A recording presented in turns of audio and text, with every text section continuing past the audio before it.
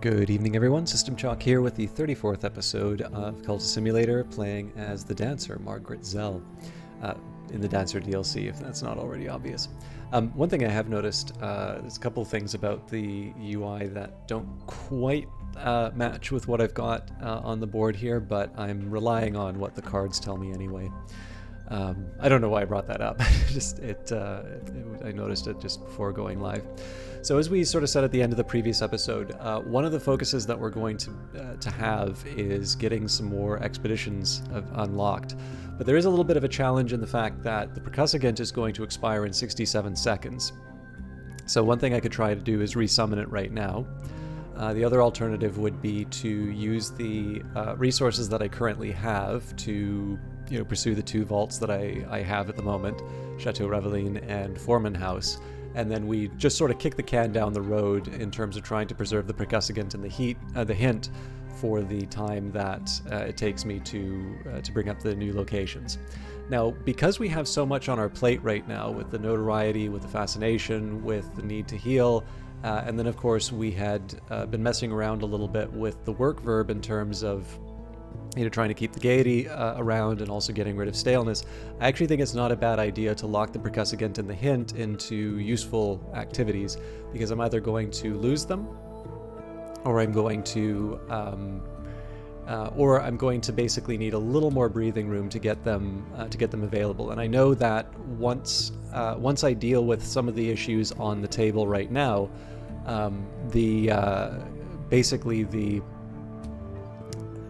the opportunities to sort of keep them around while I refresh them or summon something equivalent, basically those opportunities are going to become a little more clear after probably 4 minutes. It'll probably take more than 4 minutes to complete the expeditions, but if I can just sort of work out an estimate of about 4 minutes of activity, I have a feeling it's going to be a little bit easier to keep these around. So that's sort of two indicators that are in favor of doing some premature exploration in on the continent. So first up, we've got Chateau Reveline.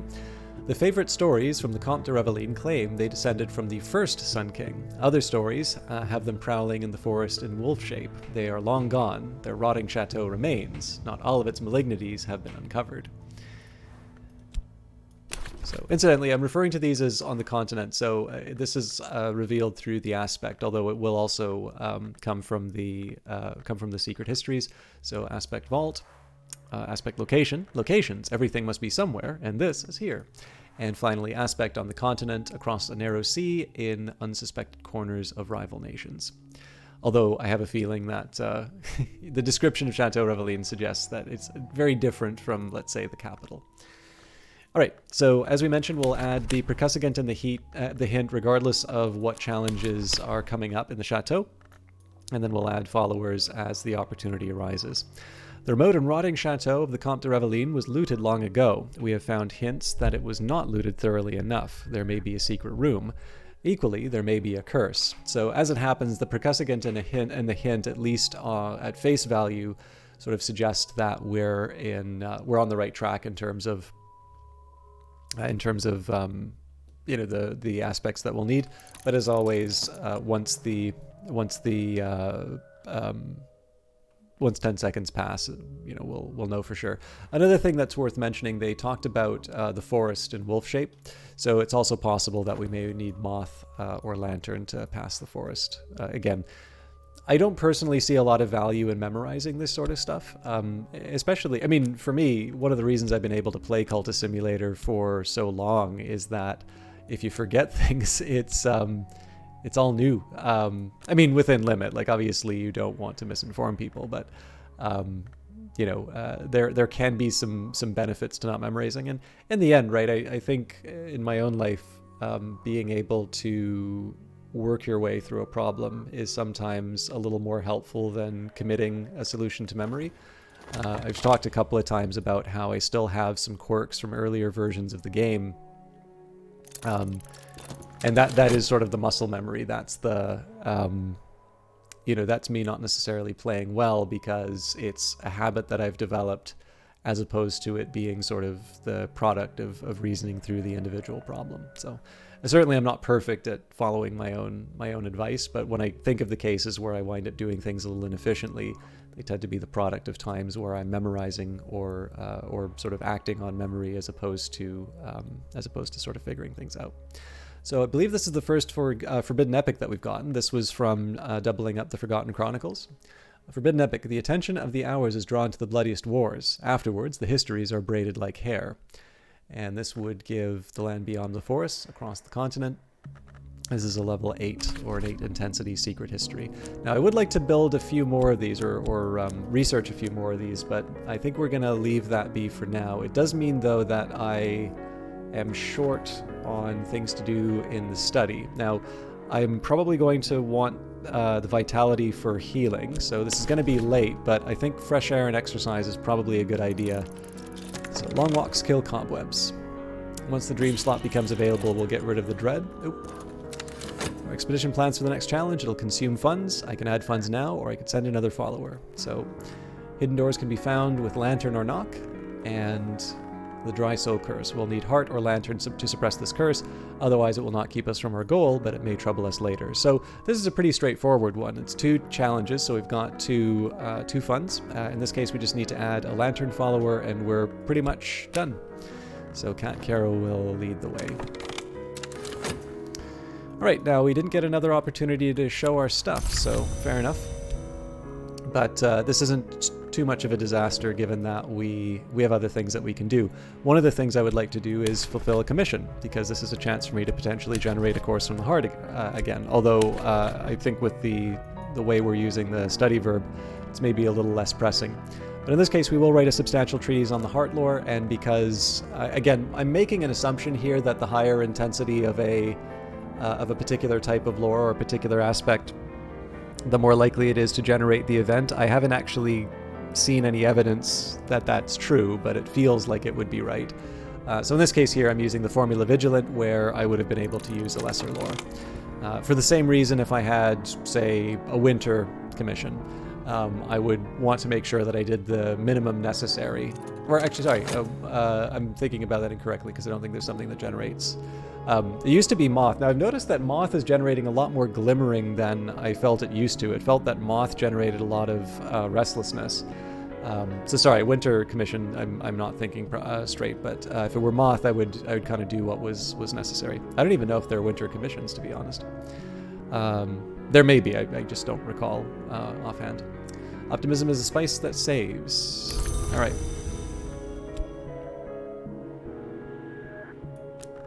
Well, I guess that was Cat Caro's spot, so. Now, we got rid of a notoriety from that.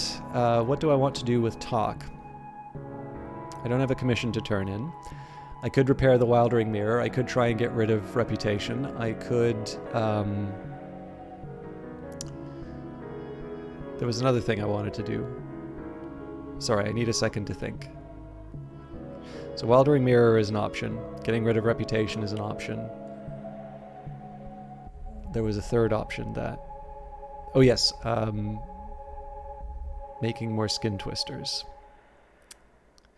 I don't need them right now, and there are other things I can be doing with the talk verb, so I think I'm going to continue to talk about the high-minded principles of our organization. Not everyone is sympathetic to our aims, but if we have problems with our reputation, our disciple can probably smooth them over. This illness has damaged my health. I will need to rest before I'm fully recovered. Cure your affliction with funds or vitality. So we are going to wait for vitality on this one. That'll mean that we can use the fascination to tranquilize the dread, or vice versa. And we're probably going to get hit by the Season of Suspicion. I could try and build up some more mystique to throw the weary detective off, but I think it's a bit optimistic for me to be able to pull that off. Let's go back to the Lodge of the Sage Knight. I recall my dream. This was the Lodge of Blue Silks, flapping in the winds from the bounds of the Mansus Edge, and here is its mistress, who welcomed me as she welcomes all travelers. Company is nice, she confided, but I still miss my Christopher. 10 years. 10 years and not enough. But we could not have been long together, not without touching each other. And you know what occurs when a man long lies with a long woman. Or perhaps you don't. I hope you don't. I won't tell you just in case. I'll give you a tiny gift. Alright, so we've got no shortage of glimmering. If we want to improve our secret histories, we would actually need erudition at this point, but I have a feeling our study verb's going to be occupied for the next little while. Now, the question as always is, do I want to wait the 30 extra seconds to heal up, or do I see some value in going back to the white door? I think we can afford the white door trip. It's not the... Oh, hang on. No, what am I saying? I need to combine the fascination and the dread. So, seek composure. The doors of vision swing wide. A little darkness will mellow my light. Even dread has its uses. So we will still wait for the affliction, but I was mistaken on the reason. Okay, the skin I bear will grow too small, and so I must begin to abandon it. I will need to send a part of myself to learn how. We'll almost certainly find this hidden door. We call upon the watchman who illuminates. And again, that's 13 strength lantern, so there's really nothing else we can do to improve our chances there. So we'll move back to the gaiety when we have the opportunity, and then we'll, you know, it'll be one trip to the gaiety, one trip to commission, one trip to the gaiety, one commission. We'll continue along those lines until we have another kind of opportunity. Okay, so study verb's done. I'm debating as to whether or not I want to keep hammering at the Forgotten Chronicles, because 4 may not be enough. I suppose what I could do is I could employ my reason, and that way, if it does come down to it, we'll have an erudition for an upgrade if we need. The world is washed with printed words. Even newspapers contain knowledge sometimes. Faint lines in stone, a surface that yields to pressure. We found it. The hidden door moves, with a grating shudder and a shower of dust. Alright, we are all layers, but not so much I. So we've now moved to change pearl, and if you'll probably notice that the image is adjusted. My skin is peeling in patches, and beneath it I am darker, but my eyes are brighter. I carry a sea pearl in a secret place. Sometimes at night I hear the sea. Sometimes in the morning my sheets are marked with blood.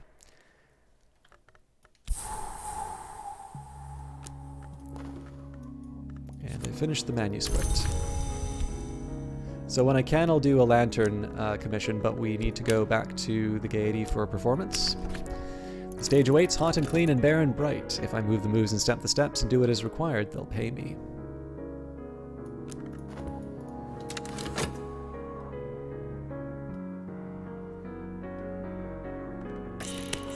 Alright, so unfortunately they took the mystique at the time that I would probably get the most out of it, so we have a higher chance of getting hit with the notoriety than the mystique. Yeah, so, and that was, well, it's the medium length, so could have been worse. The air is curdled now. I'm home again in this lump in flesh. Better, perhaps. And we'll get rid of the affliction right away, so we walked the sick away. All I need now is time. Our expedition plans for the next challenge. It'll consume funds. I can add funds now, or I could send another follower. Now, just for curiosity, we were talking about how Lantern is available against the Dry Soul Curse. What I'm going to do here is I'm going to add a Heart follower just to see if Lantern or Heart is the dominant principle against the against the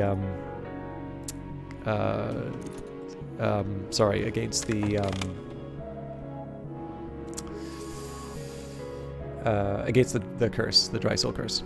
Optimism is the spice which saves, so we successfully got rid of the mystique, but wasn't quite what we were looking for. So I forgot, let's turn in our Heart commission before we do anything else. I have what was requested. We'll worry about our reputation next. I don't think I'm gonna quite have what I need for... Oh, there we go. Tonight I sense an opportunity. Tonight I could attract attention if I cease to hold back, if I commit myself more fully. Tonight they'll notice that. I have received the currency of the secret world, and my patron has let tantalizing information slip.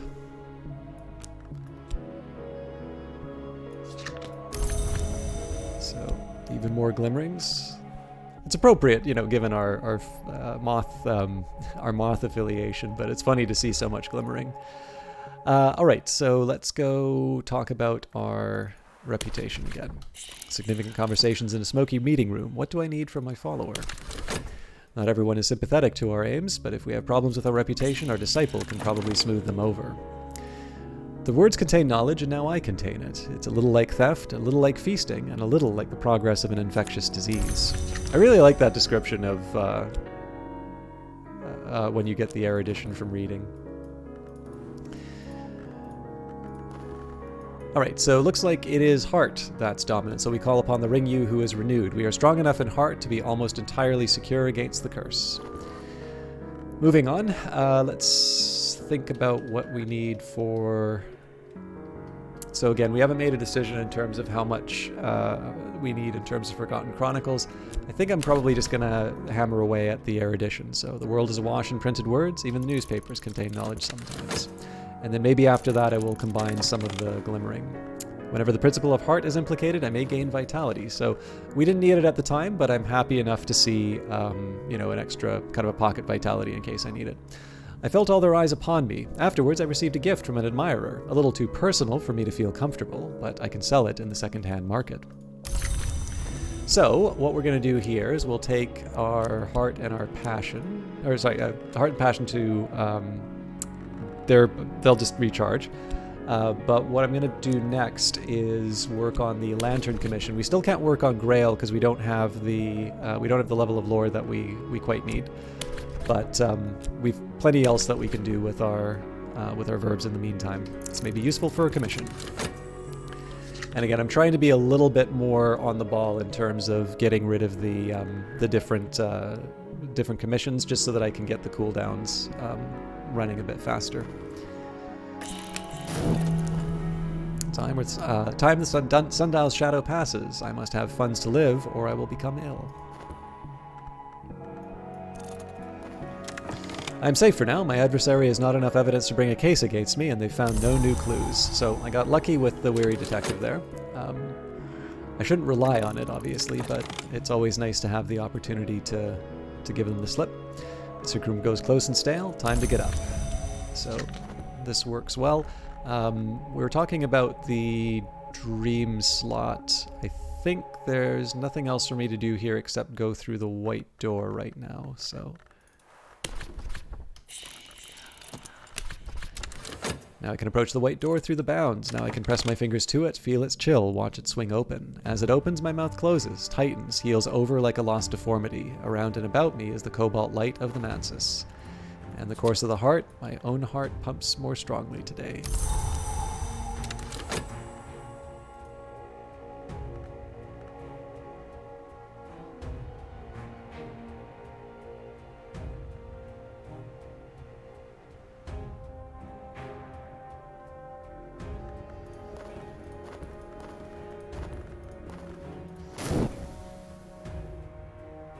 So I don't think there's any sources of dread we need to worry about for the next sort of minute or so.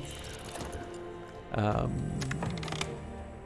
didn't read what happened to the curse, but our power is stronger than the power that was here. The curse won't touch us.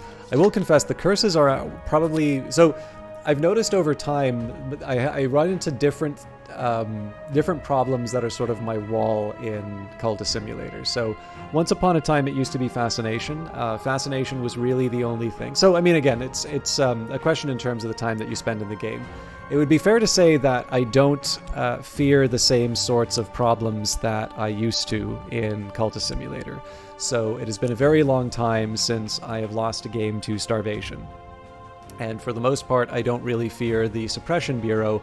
It's possible that I may lose a follower or two, but I don't really think that I would get bars across the sun over the course of a standard playthrough. Now again, I want to be a little careful on that because, you know, like if you sound too smart, well, even if you don't sound too smart, it's the internet, right? There's always going to be someone to explain how wrong you are and how smart they are. But in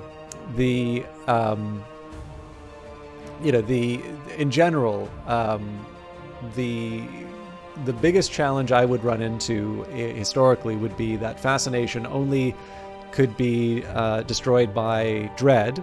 And of course, if you wind up with a season of visions and a season of despair, that closes off the possibility of generating despair for the fascination to take it out. So it was one of these cases where I would involuntarily end a playthrough due to the accumulation of too much fascination. And my play sort of reflected that, in the sense that if I had fascination on the table, I would treat that as a major threat to be dealt with, because it was sort of a momentum thing that, if you let it take hold, it was one of those cases where I would find that things would get out of control very quickly. Now, obviously, the game has changed since then, and so I don't find fascination any more threatening than dread. And of course, dread has a number of other potential solutions to it, depending on the actions you're willing to take inside of this game. But what is true is that my own experience with the curses tends to be that the curses are built in such a way that they are a little more difficult to react to. So if I recall correctly, the way that a curse works is that it sort of lies dormant for a certain period of time. And then within a relatively short window, you need to have something to defend yourself from the curse. And if you don't, then the consequences sort of finally hit, and they tend to be ones that are pretty savage, right? So now again, I don't think this is an unfair feature of Cultist Simulator. If you think about it, the curse will lie dormant for a certain period of time. So first of all, you're sort of responsible for deciding what your risk tolerance is on the expedition. So if you're like me, you tend to have a big full cult with highly leveled characters before you make a move on a vault. You may be a little bit more risk tolerant, and so you would go with a smaller group of people. But generally, you're allowed to sort of decide when you start potentially being affected by curses. And so, number one, the threat of a given curse is sort of under your control. Now, if you do get unlucky, then it will activate, but it will lie dormant for a certain period of time. And again, if you know what to expect, you can decide how much you want to spend, how much effort you want to spend on trying to prevent the consequences. Now, again, with me, because I don't have a very good memory for these sorts of things, what I tend to find is that I can't generate the defense quickly enough, and so then I face the consequence. But even then, the period of time from which the curse is introduced to when it activates tends to be quite long. And so I'm essentially able to sort of build my playthrough around the fact that I'm going to be less than what I was at the time that the curse was originally triggered. And, I just sort of think my way through it. And then again, there's very few things that are irreversible in Cultist Simulator, so there are other ways around it, but, you do have to kind of contend with what circumstance throws at you. And in this particular case, the curses are ones where, for the most part, if a curse is not defeated on the vault, it is very likely for me that I am going to go all the way with it and suffer the consequences. And I don't necessarily feel that that's bad, but it's an example in terms of where I am in the game here. So, and I think this is true for most people who play Cultist Simulator, that when you start, you're convinced that the game is impossible because you keep starving to death. But then you get your first Ascension victory, and you're elated, right? You take a screenshot of it, and you tell all your friends about this awesome game, Cultist Simulator, and they think you are a complete freak show. And then, you find one who's really into it, and then you found your own cult. But then and then, maybe you pursue other victories, maybe you want to try achievement hunting. There's any number of different things that you can try and do. But what will tend to happen is that once you've sort of hit that level of knowledge, you're not necessarily going to run into certain problems again. And I have a feeling that some of the changes in the game have sort of been built so that once you have overcome a particular set of challenges, so for instance, once you've gotten to that point where you feel, you haven't died to starvation for a while, I think the game is built in such a way that sort of once you know the trick, or once you've got that experience under your belt, there are fewer circumstances in which you are actually going to sort of suffer those kinds of defeats. I think it's actually one of the reasons why fascination might be gotten rid of due to fleeting reminiscence, because in the end I can understand that it's actually quite unpleasant to have sort of this somewhat random event be something that could destroy a very long-standing playthrough when you've sort of already learned how to deal with those things. But again, I'm sort of second-guessing here the intention behind the game designers. But yeah, so far as I can tell, curses are one of those things where I haven't actually got my perfect solution to yet, and but they're also relatively rare for me to be affected by them. So in that sense, I also don't think I'm very hard done by for them. Anyways, let's move this glimmering up. This is really just a question of preservation. I may do the same thing with the air edition as well, but because these are going to be going away anyway, and because I'm really not using the study verb for anything, we'll feed our imagination. The tigers of wrath are wiser than the horses of instruction. If I spend time studying what I've learned, I could work towards increasing my passion. And we finished our lantern manuscript. So 57 seconds left at the Gaiety. We'll go back to our job. The stage awaits, hot and clean and bare and bright. If I move the moves and step the steps and do what is required, they'll pay me. Don't have that much to fear for notoriety. Now, it may be nice to get rid of the mystique because we will be generating another notoriety from the expedition, and another season of despair. So we will be able to get rid of the. Or sorry, it's kind of like a free turn, basically. Optimism is the spice which saves. So again, this is a point where I could consider trying to bring in a skin twister. But I think I am going to try and clean out my reputation a little bit. Unless... Nope, sorry. I'm going to turn in the lantern commission first. I have what the doctor requested. Okay, we don't really need the favor from authority. I just like talking with Teresa Gallagher. Last night I dreamt of a blue silk pavilion overlooking the cloudy labyrinth of the Bounds. I listened to the mistress of this place speak of other visitors. The Suppression Bureau come here, did you know that? I think they hope to recruit me as an ally, she snorts derisively, after what they tried to do to Christopher. But their folly is your fortune. I will tell you something that may help you if the Bureau ever troubles you. Now I've always found the favor from authority is really nice in theory, but it's a little bit like the opposite of the curse in the sense that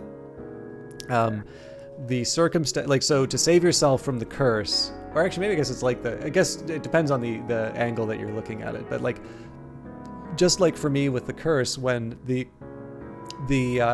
threat presents itself, it's a little too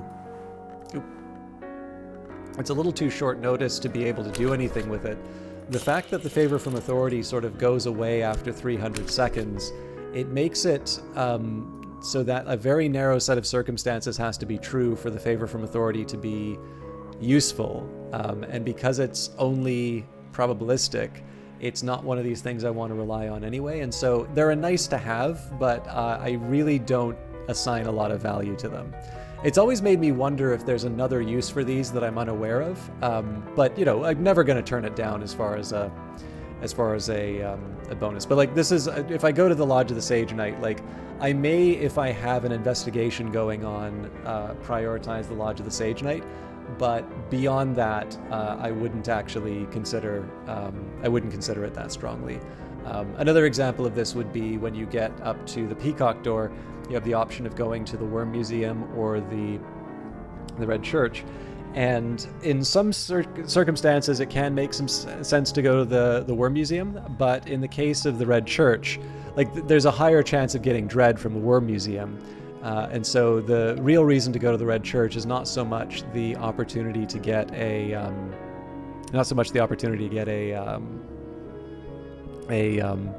a favor from authority, but to potentially avoid the dread from being generated. And so in this case, I've never really found the favor from authority to be the reason to go somewhere else. It just happens to be that it's aligned with other things that are desirable from those locations. All right, so with that, I'm already on my way to the White Door. Childhood's End. Behind a rotting tapestry of wolves hunting men, in the paneled wall, a secret door. The spring is long gone, of course. We had to smash it in with hammers. And Dr. Redeem gave us a bronze Spintrea and erudition.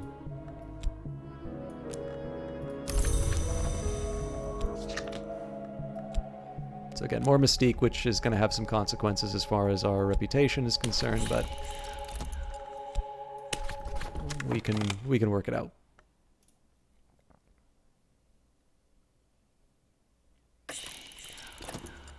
Tonight I sense an opportunity. Tonight I could attract attention if I cease to hold back, if I commit myself more fully. Tonight they'll notice that.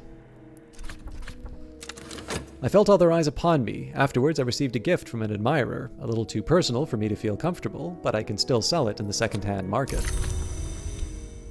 Okay, so there we go. I think we hit the end of the expedition, so this is a nice little spot to wrap it all up. The last treasures of the Comte de Reveline lie here. In a surprisingly airy room, high skylight windows have long since broken, and the floor is long lost underneath leaves and debris. But once the place was furnished as a nursery. Here is a cradle with the skeleton of a puppy.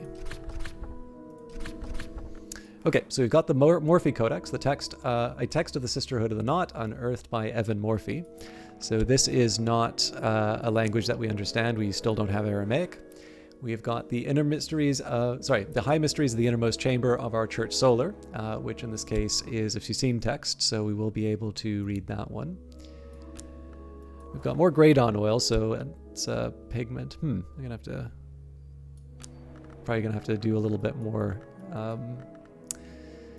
manipulation. Now this is the first forge item that we've gotten. We do have the bitter black salt, so we would be able to do a forge painting. But this is a proper actually, I don't know if I've ever read the text for either of these. So, Gradon oil, the precise color of the hours when one cannot sleep. And bitter black salts, no ordinary chemist could produce these dark gleaming crystals, not without the touch of the forge. Now we have the Cinnabar amulet. Scarlet is the color of heat. Mercury holds one key to my ultimate dissolution.